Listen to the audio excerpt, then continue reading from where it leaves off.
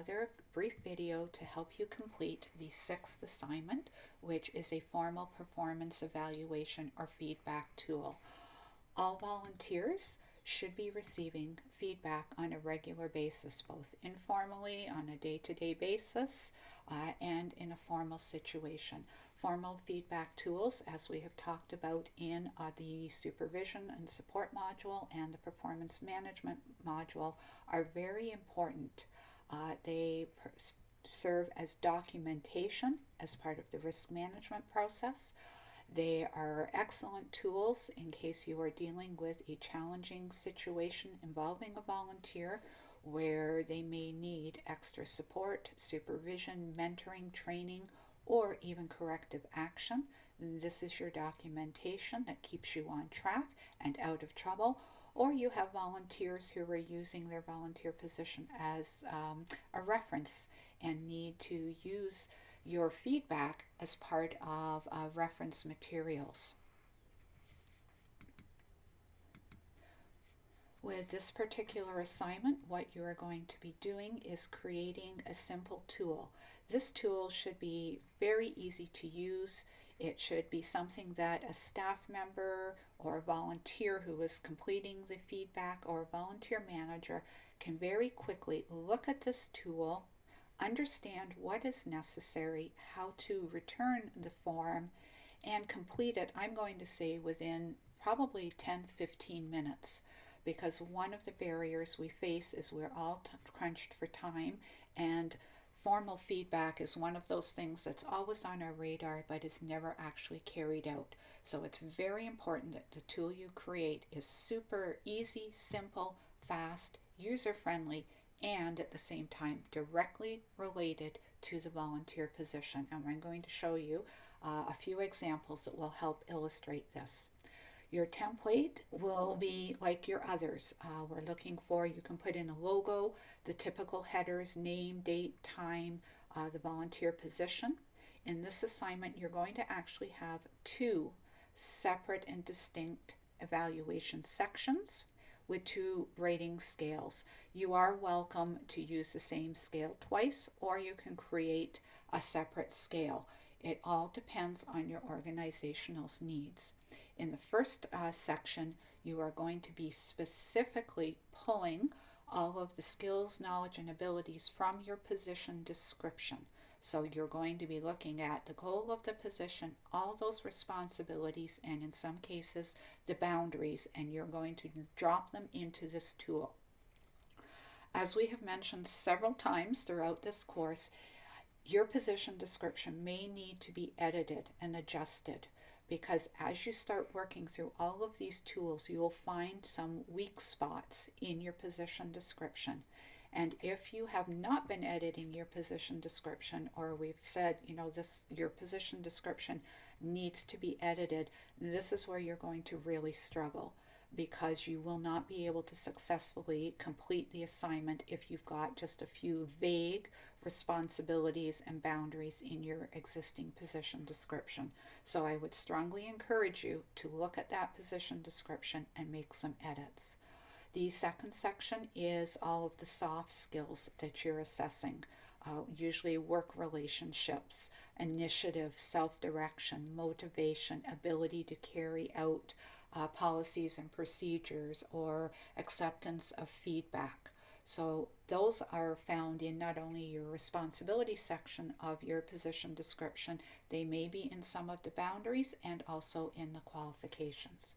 So the first example we're looking at is unique in that it is going to be carried out virtually. This is a virtual volunteer position that is carried out across Canada. You can see they've got a nice logo, the header with all the important information, name, location, time, position, and how they're actually carrying it out. In this particular instance, they're going to be using Skype to carry out this performance review. I like that they have included directions because it is being done remotely by a variety of people. It's important that the person who's carrying out this position review is going to save a copy and submit it. So they also will have to have a sign off, and they will accept digital signatures, just something that's very unique that I've seen in this assignment. Very simple rating scale 1, 2, 3.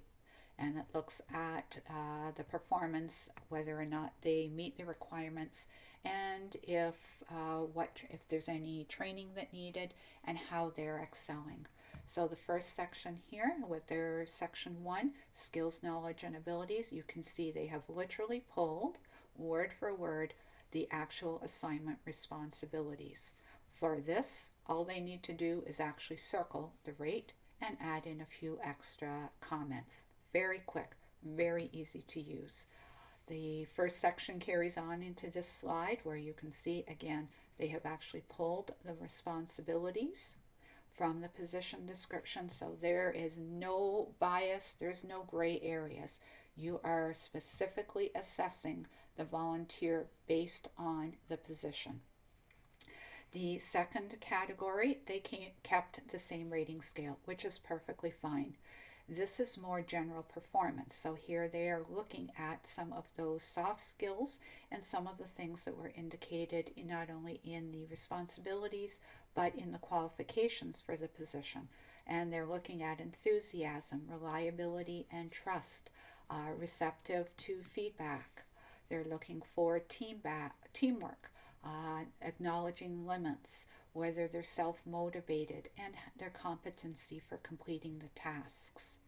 Again, quick, simple circle, a few comments, and they've provided extra space for the person who was supervising this volunteer, space for the volunteer.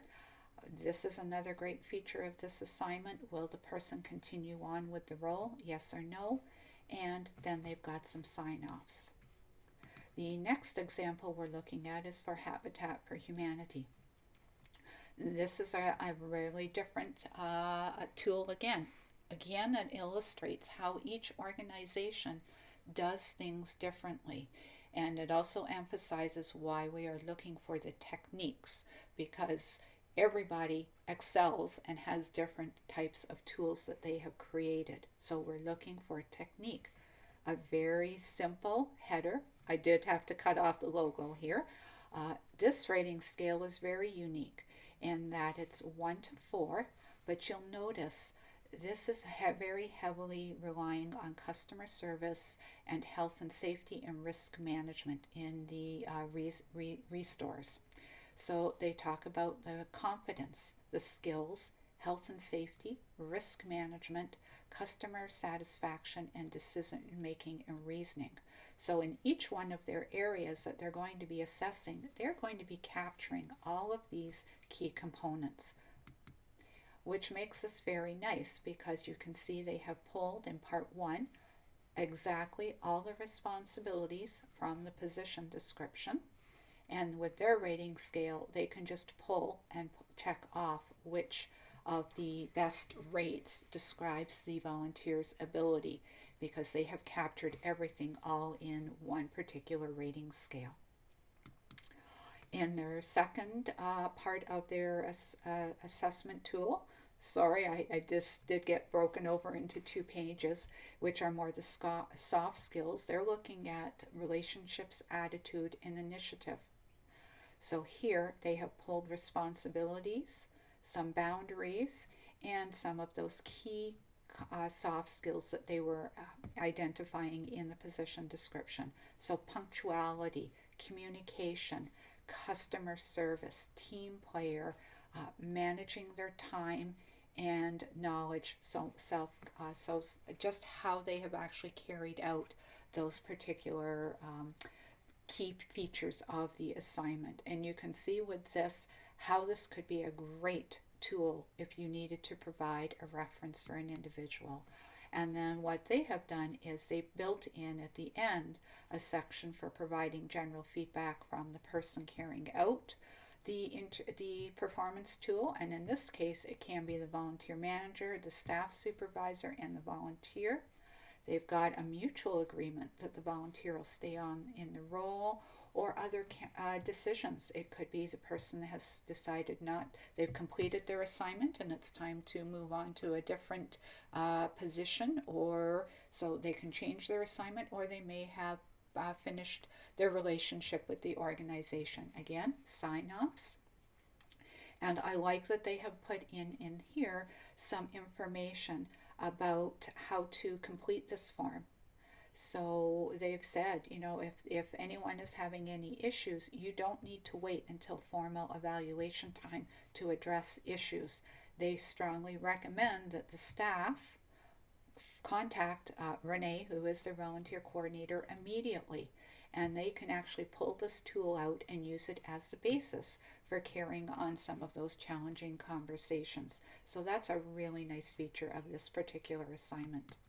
And here is a very, very simple assignment where it's just a title, the basic template information, an extremely simple rating scale, and here it focuses on supervision, training, and meeting the requirements of the position. What's nice here is in their rating scale, they have got goes above and beyond. They are a role model and they're a mentor. So a really nice way, and this is appropriate for this particular organization and position.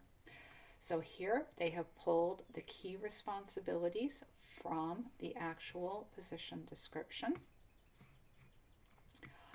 What they have done at the end of that particular section is they're putting the feedback from the volunteer and the supervisor in one area. So they're not necessarily writing beside each rating. In their second section, which is general performance, so soft skills, you'll notice they focus on time and attendance, respect and confidentiality, ability to follow policies and procedures, self-directed and leadership skills, attitude and integrity and judgment, and boundaries. So they've got some really nice areas that they're assessing. All are specific to the volunteer position and are directly related to the position and indicated in the position description. Again, a section for feedback from the volunteer and the supervisor, and kind of a next steps. Will the volunteer remain in the position? These are three very unique and different feedback tools. Hopefully you'll get some ideas and it will help you complete your assignment.